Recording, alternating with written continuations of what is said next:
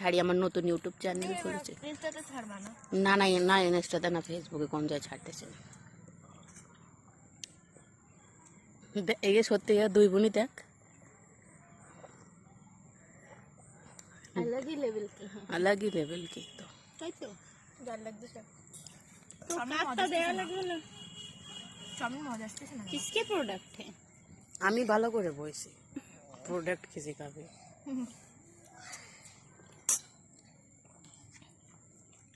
আমি তো ভালো করে চাউমিন মজা আছে। মাছে খাও।